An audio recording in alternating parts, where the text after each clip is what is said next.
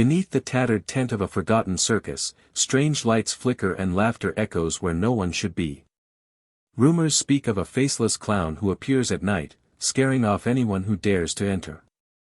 Drawn by curiosity and mystery, the gang arrives to investigate, but nothing could prepare them for the chilling truth hidden beneath the big top. A low fog crept along the broken road as the mystery machine slowed to a stop. In front of the gang stood what remained of the once famous Circo de Maldicoado, a carnival ground long since abandoned, yet alive with the unsettling scent of popcorn and rust.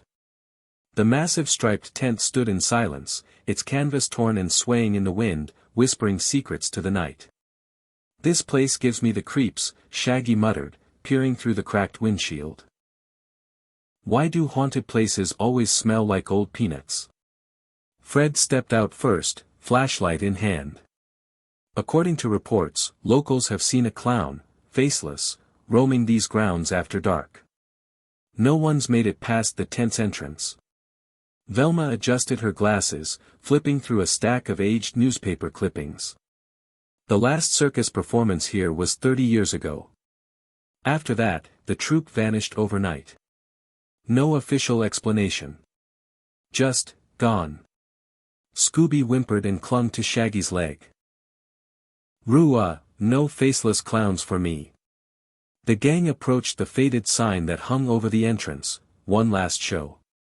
Daphne brushed away the cobwebs. "This sign wasn't here yesterday when the sheriff took the photo," she said, showing them a picture from her phone. "Someone's been here."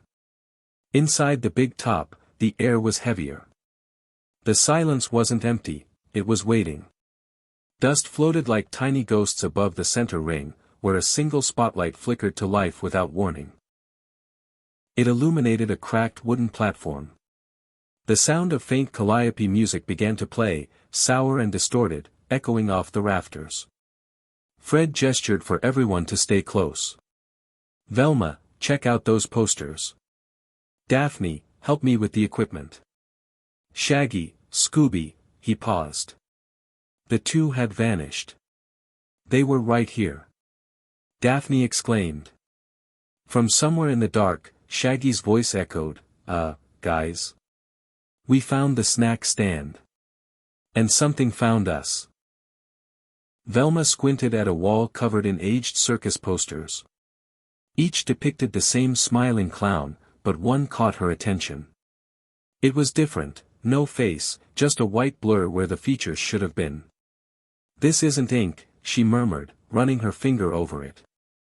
"It's been altered, recently." "Guys!" Fred shouted, pointing toward the center ring. A shadow moved slowly into the spotlight. It was tall, dressed in a clown suit that shimmered oddly in the half-light. But its face. There was none. Just a smooth, blank surface like wax.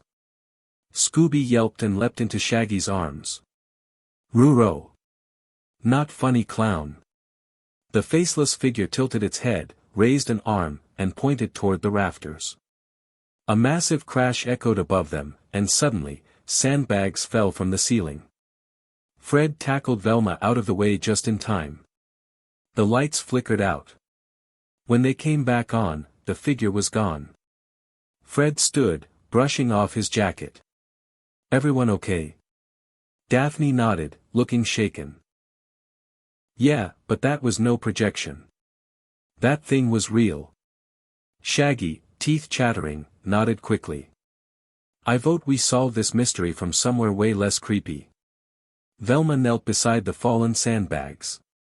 "Look," she said, holding up a small wooden token etched with strange symbols. "This was planted. And it's not just a performance. Someone's orchestrating something." Fred picked up the token, eyes narrowing. "Then we're not just dealing with a ghost story. Someone went through a lot of trouble to set this up. The question is, why?" Behind them, the tense fabric rippled again, not from the wind, but from movement. Daphne turned, eyes wide. "Did you see that?" Velma's voice was calm but firm. "We're not alone in here." Shaggy and Scooby huddled together, pointing toward a tunnel-like gap in the tent floor, partially hidden beneath an old trunk. "That's where it came from. I swear I saw it." Fred crouched beside the opening. A cold draft escaped from below, carrying the faint sound of laughter and whispering. "There's something under this tent," he said. "Something big." He looked up at the others, determination in his eyes. "We're going in." A metallic creak echoed as Fred pulled the trunk aside, revealing a square hatch in the ground.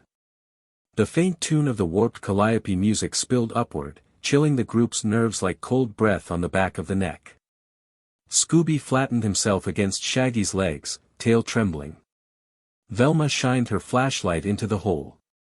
A narrow spiral staircase descended into the dark, carved out of ancient stone rather than anything circus-related.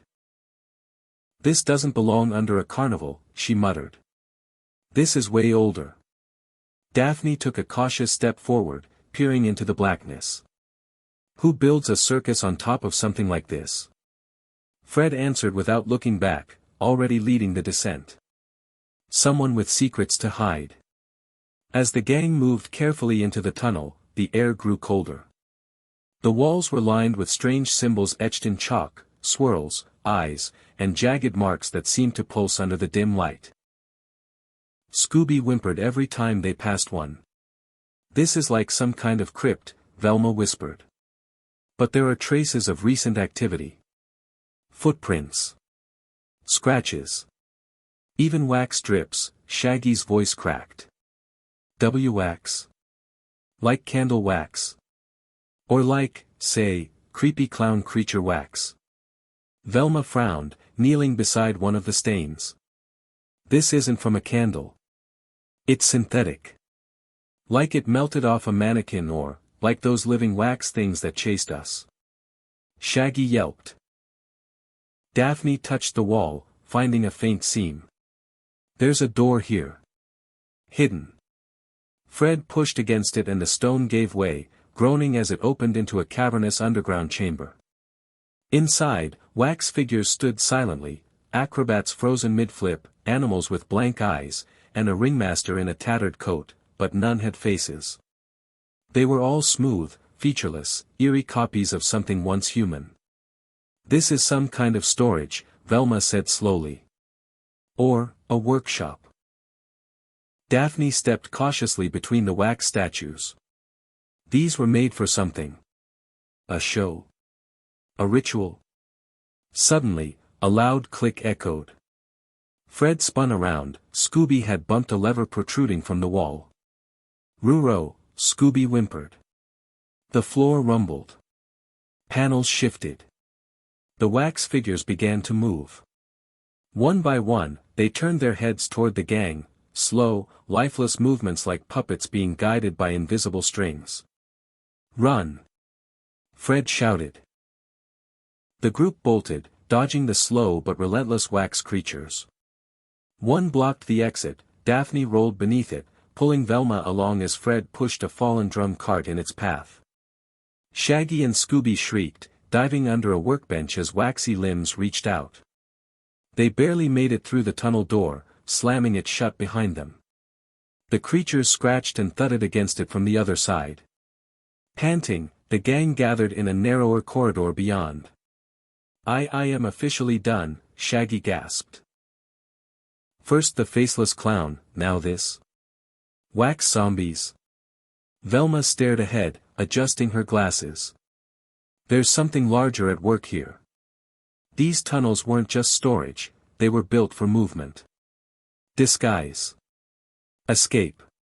Look, rail lines." Along the tunnel floor ran old, rusted tracks for a small mining cart. Fred ran his hand over the metal. "Someone's been using this to move things beneath the circus. Props. Statues. Or people." A deep clang echoed in the distance. "Whatever it is," Daphne said, "it's still down here." They followed the tracks until the tunnel split into two directions, one leading into darkness, the other glowing faintly red. Strange chanting could be heard from the glowing end, low and rhythmic. Fred looked at the group. We need to know what's down there. Velma and I will take the lighted path. Daphne, take Scooby and Shaggy the other way, see where it leads. Alone? Shaggy gulped. Why is it always us who get the pitch-black hallway of doom? Daphne grinned slightly. Because you two always bring the flashlight snacks. The two groups split. Fred and Velma approached the red light carefully, the chanting growing louder. They peeked around the corner and gasped. A hidden underground theater stood before them, lit by dozens of flickering candles. In the center was a small stage surrounded by empty chairs. And on the stage stood the faceless clown, perfectly still, as if awaiting an audience. Around him were hooded figures, chanting in a language neither of them recognized. They're performing some kind of ritual, Velma whispered. But to what? Fred's voice was tight. We need to get back. We're in over our heads. Meanwhile, Daphne's group followed the pitch-dark tunnel until they found another hatch above. Scooby sniffed the air and barked. Food. Shaggy pushed the hatch open and emerged into a dusty dressing room. A cracked mirror stood before them, the lights around it flickering on and off. On the counter lay a single mask, white, featureless. Daphne picked it up. This doesn't feel like latex. It's cold. Like porcelain. Suddenly, the mirror reflected not their own faces, but the faceless clowns, standing behind them. They turned. Nothing was there. Daphne's hands trembled as she dropped the mask. Fred pulled Velma by the arm as the hooded figures began moving toward them. The two bolted from the underground theater, their footsteps echoing wildly through the tunnel. Behind them, the flickering candlelight twisted and stretched like hungry fingers. A low, inhuman laugh chased their heels. We've been seen, Fred panted. Velma didn't respond. Her mind reeled with images, symbols on the walls, faceless wax mannequins, and the clown's rigid stillness. Nothing about this was random. They emerged into the intersection where they'd split from Daphne. But the other tunnel was dark and empty. No sign of them, Fred whispered. We wait. Velma shook her head. We move. Now. Meanwhile, in the dusty dressing room above, Daphne stood frozen. The cracked mirror had returned to normal, but the image of the faceless clown staring back still haunted her eyes. Shaggy had collapsed in a chair, cradling Scooby like a teddy bear. L-like. Maybe it's one of those ghost mirror things, Shaggy stammered. You know, like that time in the haunted fairground? Or that one time with the samurai ghost? Or no, Daphne interrupted. This was different. It wasn't a reflection. It was a message. She turned her attention to the porcelain mask again. There were faint lines along the inside, almost like inscriptions etched into its surface. Velma needs to see this. Suddenly, a muffled thump came from the hallway outside. Scooby growled low. Daphne pressed her ear to the door. Soft footsteps. A dragging noise. Then, silence. Shaggy backed away. Nope. No. Not today. Daphne cracked the door. The hallway was dim, lined with shattered dressing room bulbs and peeling posters. At the far end stood a single wax figure, its limbs twisted unnaturally, mouth agape as if screaming. Its hand was outstretched, pointing toward them. Nope, nope, nope, Shaggy whispered. That thing wasn't there before. Daphne stepped into the hall. It's guiding us. Scooby whimpered, but followed as the wax figure slowly rotated on its base, revealing a doorway behind it. Beyond was a rusted spiral staircase descending deeper, back toward the underground labyrinth. I knew we'd end up back in the creep tunnels, Shaggy sighed. At the bottom of the stairs, they heard voices. Fred and Velma burst into the corridor just as Daphne's group emerged. They met at a dusty junction between tunnels, relief flooding their faces. You're okay. Fred exclaimed. Barely, Daphne said. She handed the mask to Velma. Look at this. Velma examined it under her flashlight.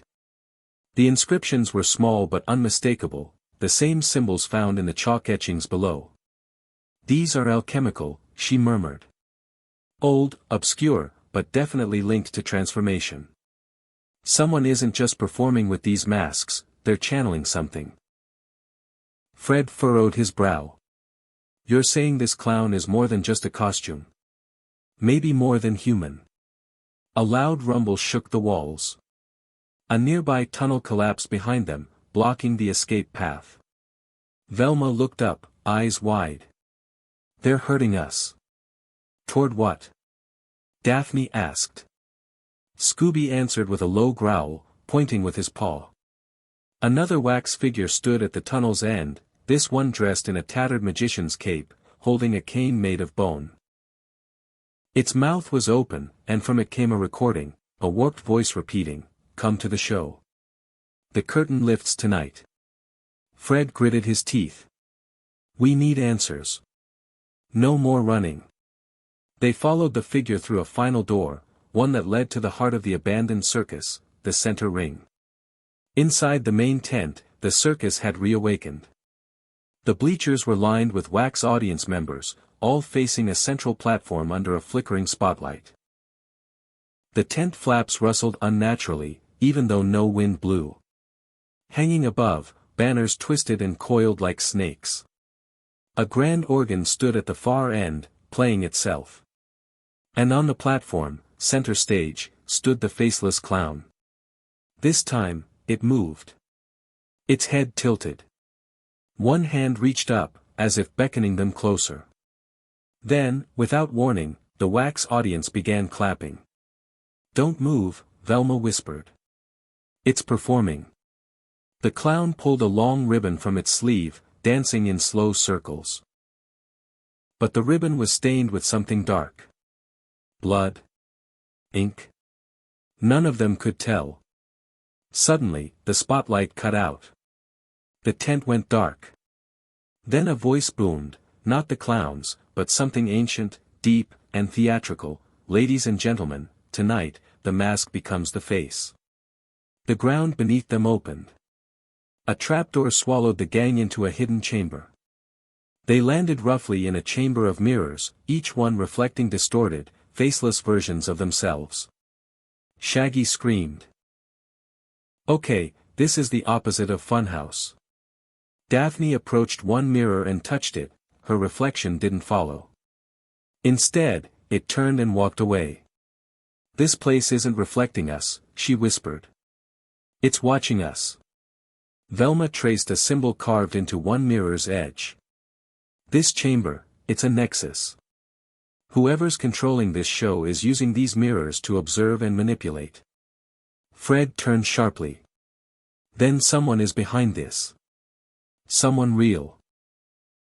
As they prepared to search for an exit, the mirrors flickered again, this time showing a younger version of the faceless clown, in makeup, smiling, but alone.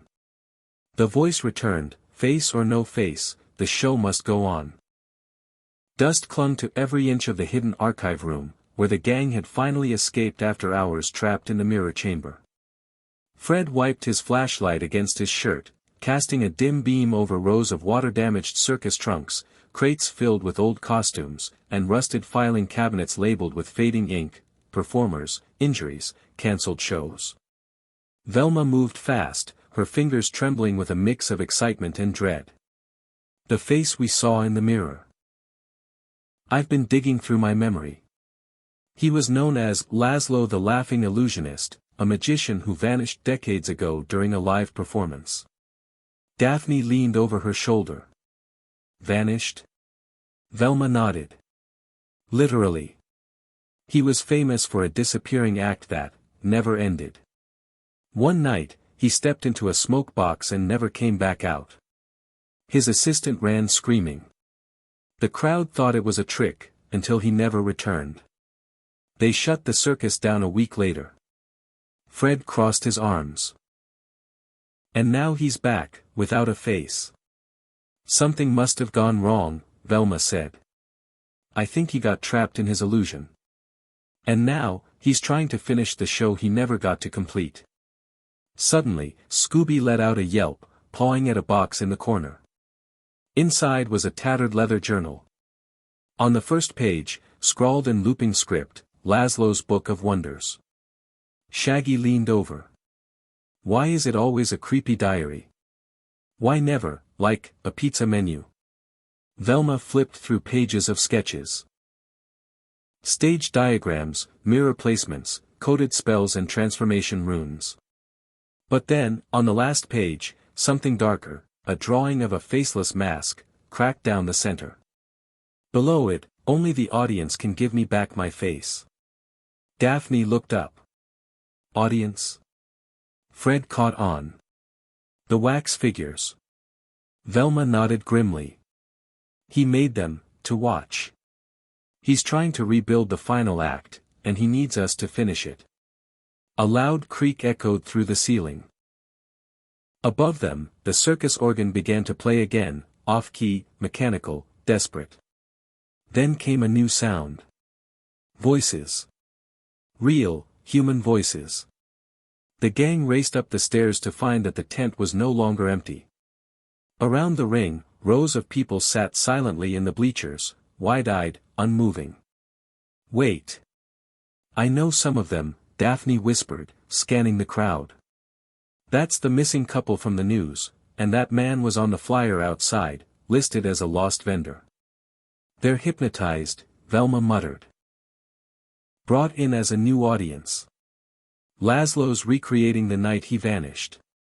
He's trying to relive it, beat it, change the ending. Fred climbed onto the edge of the ring. Then we ended on our terms. Suddenly, a spotlight struck the center stage. From the shadows emerged the faceless clown, no longer dancing, no longer playful. This time, it stared directly at them. Velma held up the journal. Laszlo. We found your book. We know what happened. The clown tilted his head, slowly stepping closer. Then, from the organ pit, rose another figure, hooded, draped in performer's robes, holding a second porcelain mask. Fred narrowed his eyes. Who's that? The figure removed the hood. It was Laszlo's assistant, now aged, bitter, eyes glowing with sorrow. You never let the trick end, she hissed. You dragged them all into your illusion. One by one. Audience, crew, performers, me. The clown froze, hand trembling. Velma stepped forward. You were both part of the final act. But you never finished it. That's why the mask cracked. That's why the mirrors show the past. The assistant stepped forward, holding the mask toward Laszlo. This was yours. But you don't deserve it anymore. The clown collapsed to its knees, hands reaching out, shaking. Daphne turned to Velma. What do we do? Velma held up the journal. We reverse the spell. It says, the illusion ends when truth replaces the lie. We need to remind the audience who they are. Fred looked up at the frozen crowd. Then let's wake them up. As Scooby activated the old projector, Shaggy scrambled to the control booth and hit the spotlight switch. The tent filled with flashing light, film reels, and blinding reflections from scattered mirrors. Faces flickered across the screen, news photos of the missing, old performance videos, and finally, Laszlo's original act. The audience began to stir. Hands moved. Eyes blinked. One by one, people began standing up. No. The assistant shouted. Don't let them go. He's not finished yet. But Laszlo was gone. Where the clown had been, there was now only the broken porcelain mask, split in two. Velma looked down, breathless. He let go. Scooby picked up the mask with his teeth. Ruro. Shaggy backed away. You don't think this is like, cursed or anything, right? Suddenly, the organ screeched violently, and every light went out. Total darkness. Then, silence. The crowd had vanished. The gang stared in stunned silence at the young, faceless figure standing high above the ring on the old tightrope. Her hair billowed in a wind that didn't exist, and the spotlight, though no one had turned it on, bathed her in a ghostly glow. Her hands clutched the same cracked mask that had belonged to Laszlo, now miraculously restored. The assistant had changed. Fred's voice broke the silence. "She's younger, how is that possible?" Velma adjusted her glasses, eyes wide. "We're not in the real world anymore. The projector, the mirrors, they transported us. We've crossed into Laszlo's illusion, his final act." Daphne spun around. The tent behind them was no longer torn and weathered. Now it gleamed with vibrant reds and golds, filled with floating glitter, bright chandeliers, and velvet curtains rippling as if breathing. The bleachers were full again, but with translucent versions of the audience, like memories looping on repeat. "We're inside the memory," Daphne whispered. "The night he disappeared." Shaggy grabbed Scooby's tail. "Like, okay, cool memory and all, but how do we get out before we become part of it?" From the tightrope, the assistant, or whatever she had become, began to walk across the wire with uncanny balance. Her faceless head turned toward them as she spoke, her voice echoing from every corner. "You entered the mirror without understanding the price.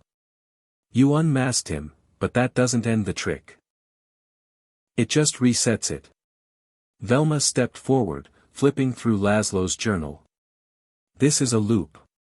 He created a pocket illusion to trap time, relive his glory, but the mask bound it to his guilt. Now that he's gone, she's become the anchor." The assistant halted mid-wire. "I was never meant to be forgotten. I finished the act. I stood in the spotlight. But they erased me. I lost my face, to his shadow." Daphne clenched her fists. "She's not a ghost. She's trauma. The leftover emotion of being discarded. That's why she's young, this is the version she wants remembered." Suddenly, mirrors appeared around the ring, rising like monoliths, each showing a different version of the assistant, older, crying, young and confident, faceless, lost. The illusion was unstable. Fred pulled the group together. "We have to make her see the truth. That the spotlight was never meant to hold her forever. That she was real, and it's time to let go." "But how?" asked Shaggy, clinging to Scooby. Velma opened the final page of the journal again. Below the phrase, "Only the audience can give me back my face," new words shimmered faintly under the light, "Only the truth can set the mirror free." "We have to show her her own truth," Velma said. "All of it. Even the part she doesn't want to remember." They moved fast. Fred climbed the scaffolding toward the spotlight rig. Daphne found the backup reels buried in crates. Old film footage from the assistant's career. Meanwhile, Velma connected the projector back to the central mirror platform. Shaggy and Scooby, reluctantly, served as bait, running under the tightrope to draw her attention as she descended from the wire. The assistant's voice deepened, growing distorted. "You can't change the act. The finale was mine. You were never forgotten." Velma shouted. "You were just trapped in a lie." The projector fired. The mirrors lit up. Scene after scene flashed across the ring, footage of her rehearsing alone, footage of her watching Laszlo take the final bow, her face fading from posters, her name removed from billing. And finally, Laszlo, backstage, crying, holding her photograph. Fred's voice echoed from above. "He tried to bring you back. Every performance after yours was a failure. He didn't erase you. He mourned you." The assistant clutched the mask to her chest. Her faceless head bowed. "I waited, and waited. But he never came back." Velma stepped forward. "Because he was trapped too. In the act. In the guilt. The illusion consumed you both.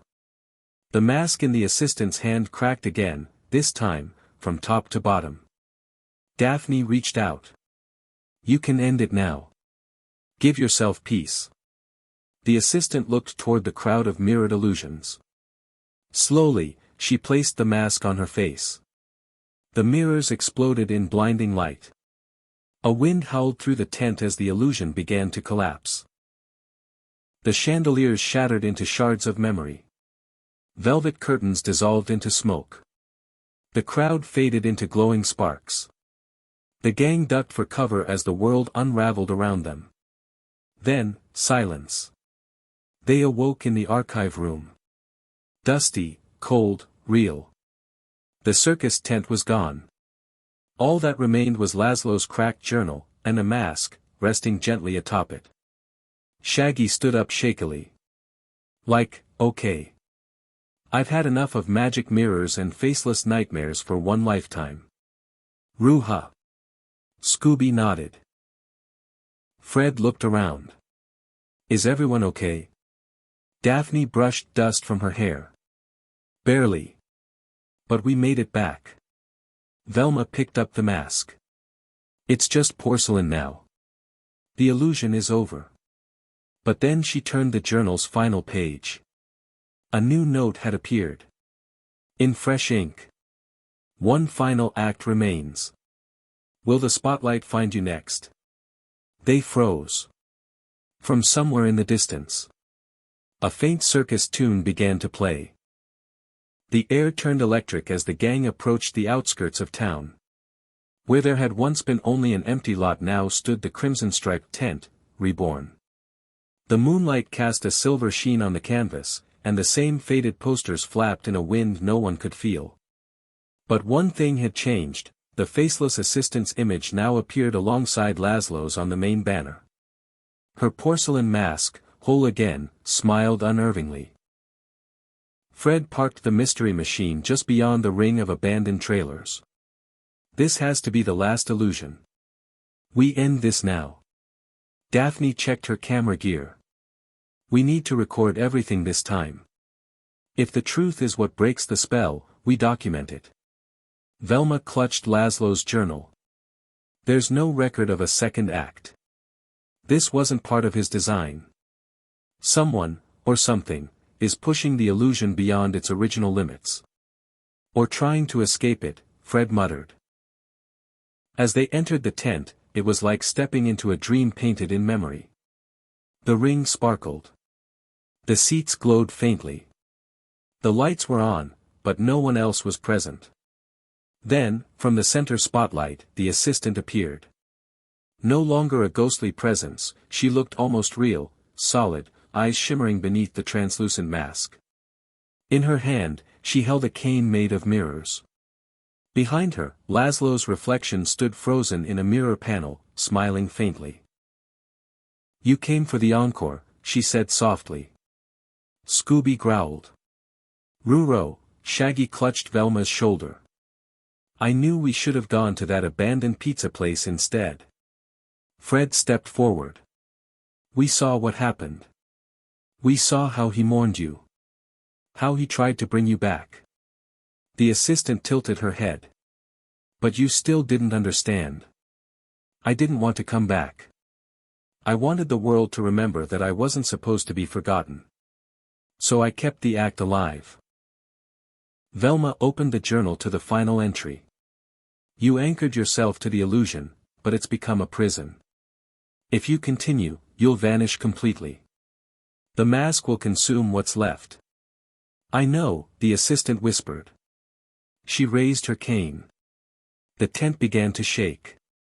Mirrors rose from the earth in a spiral, spinning faster and faster, reflecting not just the assistant, but each member of the gang, frightened, distorted. Fred held his ground. What's the final act? She turned to them slowly. One must take the bow. One must become the audience. Velma gasped. It's a trade. The spell needs a witness to break, and a performer to remain. The assistant walked toward them, mirror cane echoing across the floor. I will not trap you. That's not what I want. But someone must choose. Otherwise, the tent will reopen forever. More will come. And they won't leave. Daphne stepped forward, voice shaking. There has to be another way.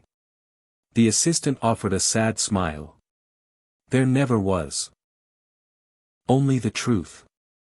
Silence fell. Then Fred spoke. We came here to end a lie.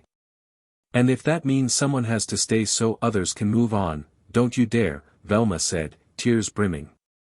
Fred, Daphne's voice cracked. But Shaggy surprised them all. Like, maybe it should be me. Everyone turned. I've run from everything my whole life. Monsters. Mirrors. Even responsibility. But, what if this is the one time I don't run? Scooby stepped in front of him. No, Raggy. I love you. Shaggy knelt beside him. I love you too, buddy. But someone has to step into the spotlight. And maybe I'm braver than I thought. The assistant nodded solemnly. You only need to take the bow. Shaggy stepped into the ring. The mirrors stilled. The wind died. He stood tall, trembling, and faced the phantom crowd. He took a slow, graceful bow. Then, everything shattered. The mirrors exploded in pure white light. The tent collapsed inward like a sinking star. Screams and laughter twisted into silence. The gang shielded their eyes, voices lost in the implosion. When they opened their eyes again, they were outside. The lot was empty. No tent. No posters. No traces. Only Laszlo's journal remained, lying closed in the grass. Fred picked it up. Blank. Every page. Where's Shaggy? Daphne asked, eyes darting. Scooby whined. Raggy? Then a voice behind them. Like, you guys didn't think I was really gonna stay behind forever, did you? Shaggy stood by the van, holding 2 corn dogs. Everyone rushed him, Scooby tackling him into the dirt. Laughter filled the air. Velma looked to the horizon. How? Shaggy shrugged. I bowed. The show ended. And I found myself next to a food truck. Fred smiled. Guess the spotlight finally let go. As they drove off, the sun rose, golden and real. But just before they turned the corner, Daphne glanced in the rearview mirror. For a split second, in the distance, a porcelain mask lay in the grass, cracked, and smiling.